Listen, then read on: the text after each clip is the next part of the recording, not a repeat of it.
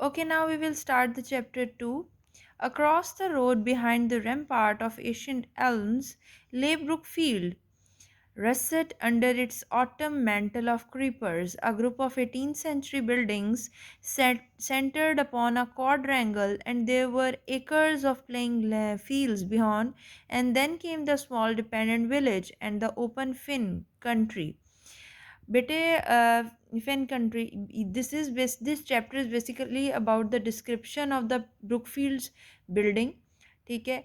अब आपको ये बता रहा है कि सड़क के दूसरे पार आपको बताया था ना कि मिसेस विकेट्स के घर वो रह रहा है, और मिसेस विकेट्स के घर के दूसरे पार जो है वो बिल्डिंग है ब्रुकफील्ड की. ठीक है. अब वो उसकी डिस्क्रिप्शन बता रहा है कि ब्रुकफील्ड की बिल्डिंग थी किस तरह से. सड़क के दूसरे पार जो है एल्म्स का ये दरख्त की एक किस्म है. ठीक है, जिसकी पहचान ये है कि उसके पत्ते जो हैं वो बड़े दानेदार और ऐसे खुरदरे से होते हैं. अच्छा, वो जो दरख्त हैं उसकी फसील के पीछे ब्रुकफील्ड वाक़या था, जो कि उसके नीचे ऐसे महसूस होता था, सुर्खी माइल दिखाई देता था. और मौसम ख़ज़ां में वो असल में सुर्खी माइल क्यों दिखाई देता था?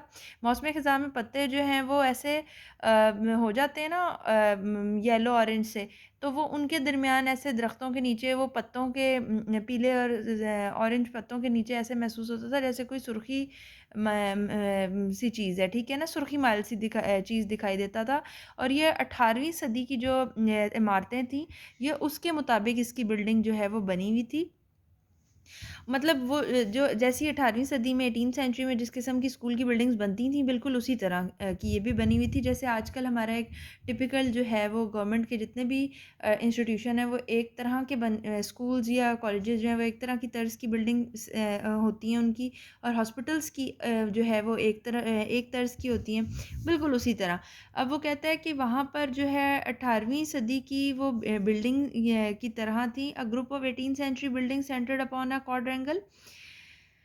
अब क्वाड्रेंगल होता है ऐसे चकोर, चकोर शेप का होती है चीज़. जो यहाँ वो कह रहा है कि ये स्कूल 18वीं सदी की इमारतों के एक गिरोह और उनके दरमियान एक चकोर सहन पर मुश्तमिल था. ठीक है. और दूर कई एकड़ों पर इस पे फैले खेल के मैदान थे. इसमें एक तो खेल का मैदान काफ़ी ज़्यादा था. ठीक है.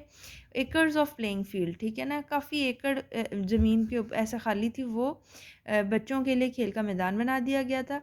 और 18वीं सदी के तर्ज की ये इमारत थी. और ऐसे इसके अंदर उनके दरमियान ऐसे एक चकोर सेहन पर मुश्तमिल, ऐसे जैसे समझ लो कि जैसे एक सेहन सा होता है चकोर शेप का, ये उस तरह का लगती थी. बस चकोर सी एक सेहन, जैसे सेहन होता है उस उतनी सी बिल्डिंग कर लो और बाकी सारा खेल का मैदान कर लो. Then came the small dependent village. उसके बाद एक छोटा सा आप कह लो एक दस्ते नगर था. ठीक है. दस्ते नगर ये जो था गांव था, और जो कि बड़ा कशादा इलाका था, और कह सकते हो कि बिल्कुल जैसे दलदली इलाका नहीं होता गांव का, उस तरह का था. बेसिकली ये गांव में ही है इनका जो मतलब वहाँ इंग्लैंड का बेसिकली ये सेटिंग में लिखा गया नॉवल. तो इंग्लैंड में जो गांव है वहाँ पर ये ब्रुकफील्ड जो है मौजूद है. Brookfield, as Weatherby had said, was an old foundation established in the reign of Elizabeth as a grammar school, and it might with better luck have become as famous as Harrow. अब harrow जो है ये बहुत मशहूर कदीम school है.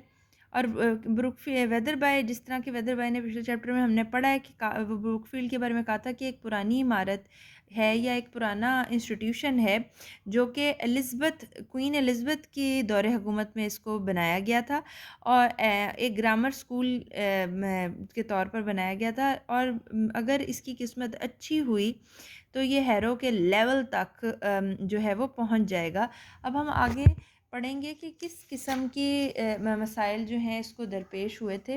कभी ये बहुत ज़्यादा स्कूल जो है वो ऊपर चला जाता था, कभी इसकी जो है वो किस्मत ख़राब हो जाती थी और नीचे आ जाता था. It's luck however had been not so good. The school went up and down, dwindling almost to non-existence at one time and becoming almost illustrious at another. کہتا ہے کہ جو قسمت ہے اس کی بہت زیادہ زبردست نہیں تھی اسکول کی. کبھی تو یہ بہت زیادہ تنزلی کا شکار ہو جاتا تھا اور کبھی بہت ترقی پا جاتا تھا. کبھی اس کو زوال آ جاتا تھا اور اتنا زوال آ جاتا تھا تو کہ ایسا لگتا تھا کہ وجود میں ہی نہیں رہے گا. اور دوسرا ٹائم ہی اتنا ممتاز اور معروف ہو جاتا تھا کہ ایسا لگتا تھا کہ اس کے علاوہ اور کوئی اسکول موجود ہی نہیں ہے. ٹھیک ہے. اور بہت ہی کہ یہی بہت پرومیننٹ ہو جاتا تھا. کہنے کا مطلب ہے it was during one of these later periods in the reign of first George that the main structure had been rebuilt and large additions made. اور کہتا ہے کہ دوسرے جو بعد میں آنے والے دور ہیں جن میں جب فرسٹ جارج کا جو دور تھا، جارج اول کا دور تھا، اس میں اس کی بنیادی جو اس کا ڈھانچہ ہے اس کو پھر سے بنایا گیا بلڈنگ کا، اور اس میں بڑے اضافے بھی کیے گئے. بعد میں وہ کہتا ہے کہ جب نیپولینک وارز وغیرہ ہوئیں تو تب جو ہے اسکول پھر سے جو ہے وہ زوال پذیر ہو گیا، شہرت میں بھی، اور یہاں پر شہرت اور طلبہ کی تعداد دونوں کے لحاظ سے جو ہے یہ زوال پذیر ہو گیا. مزید آگے اگر ہم دیکھتے ہیں تو اس میں ہمیں بتایا جا رہا ہے whether by who came in 1840 you have to learn the date 1840 restored its fortune somewhat but its subsequent history never raised it to front rank status. Weather by نے 1840 میں اس کو بحال اس کی قسمت کو کیا. کس طرح سے کیا کہ اس کو جو ہے بلند کرنے کے لیے اس نے اس کو اس کے لیے مطلب ایڈمیشنز وغیرہ بہتر کر دیے ہوں گے، بہت زیادہ کوشش کی ہوگی تو ایڈمیشن وہاں پہ طلبہ کی تعداد اچھی ہو گئی ہوگی، اور اس کو وہ کہتا ہے اپنی طرف سے اس نے کافی اچھی رینکنگ اسکول کی ہوگی، لیکن فرسٹ رینک کا اسکول یہ نہ بن سکا، سیکنڈ رینک کا ہاں یہ اسکول بن گیا. It was nevertheless a good school of second rank and several notable families supported it. اور بہت زیادہ ممتاز اور کافی ساری ممتاز اور مشہور جو امیر گھرانے تھے وہ اس کو سپورٹ دیتے تھے، جیسے ایڈ وغیرہ. اور وہ مختلف قسم کے ان آپ کہہ سکتے ہو کہ تاریخ ساز نمونے یہاں سے نکلے ہیں، یعنی کہ بہت زیادہ جو ایسے آدمی نکلے ہیں اسکول سے جو کہ آگے جا کے ایسے بچے نکلے ہیں جو آگے جا کر تاریخ کا حصہ بنے ہیں، جس میں ہم کہہ سکتے ہیں history making man of the age, ججز، members of parliament, colonial administrators and few peers and bishops, بڑے پادری اور قانون ساز اسمبلی کے جو ہیں نمائندے اور یا ممبر، اور اس کے علاوہ ججز اور کچھ نواب، اس طرح کے لوگ جو ہیں ایسے بچے پڑھ کے گئے جو یہ سب کچھ بنے.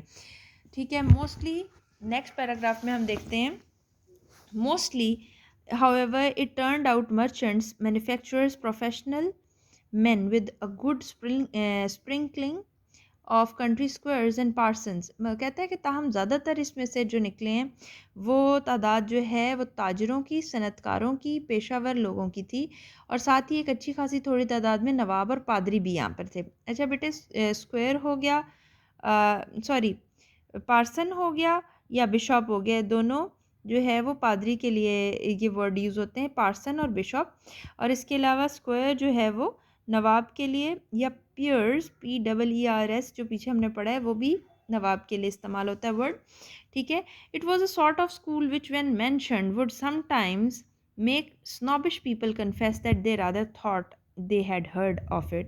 کہتا ہے کہ یہ اسکول اس قسم کا اسکول تھا کہ جب اس کا ذکر کیا جاتا تھا تو بعض اوقات یہ خود پسند لوگ جو ہوتے ہیں، بڑے جو اپنے آپ کو بہت بڑی چیز سمجھتے ہیں یا اپنے آپ کو بڑا جو ہے جنہیں اپنے اوپر بڑا غرور ہوتا ہے، وہ تک ماننے کو جو ہے وہ ماننے پہ آ جاتے تھے یا مان جاتے تھے کہ وہ انہوں نے اس اسکول کے بارے میں سنا ہے، اس کی اتنی ریپیوٹ بن گئی تھی. But if it had not been this sort of school it would probably not have taken chips, for chips in any social or academic sense was just as respectable but no more brilliant than Brookfield itself.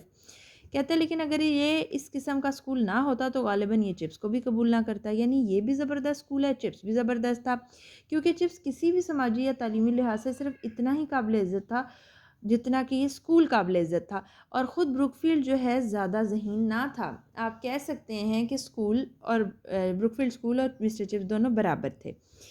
دونوں جتنی عزت کا مستحق یہ school ہے اتنی عزت کا مستحق چپس بھی ہے، یا جتنی عزت کا مستحق چپس ہے اتنی عزت کا مستحق یہ اسکول بھی ہے. It had taken him some time to realize this at the beginning. ابتدا میں اس بات کو سمجھنے میں اسے کچھ وقت لگا. Not that he was boastful or conceited, conceited होता है, मगरूर और बूस्टफुल, जो बूस्ट बेसिकली शोखी मारने को वाले को कहते हैं. But he had been in his early 20s as ambitious as most other young men at such an age. अब इसका क्या था कि ये इसको ये चीज़ें समझने में ज़रा वक़्त लगा उस वक़्त, क्योंकि जब ये नया नया आया था तो 20 से 30 के दरमियान इसकी उम्र थी, 20 साल से 30 साल के दरमियान. यंग था, बड़ा एंथुजियास्टिक था, कुछ करना चाहता था, बड़ा एम्बिशियस था. और उसका ख्वाब क्या था? His dream had been to get a headship eventually. और उसका आखिरकार, और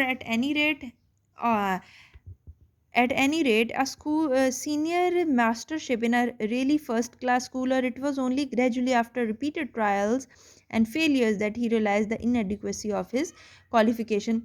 کہتا ہے کہ اس کا آخرکار خواب یہی تھا کہ میں جو ہے وہ ہر صورت جو ہے مجھے ہیڈشپ مل جائے، یعنی میں ہیڈ بن جاؤں اسکول کا، یا بہت سینئر ممبر بن جاؤں. لیکن اتنا چھوٹا ایج کا بندہ جو ابھی نیا نیا آیا ہے وہ فوراً سے اتنا سینئر تو نہیں ہو سکتا، ایکسپیرینس سے ہی سینئر انسان بن سکتا ہے.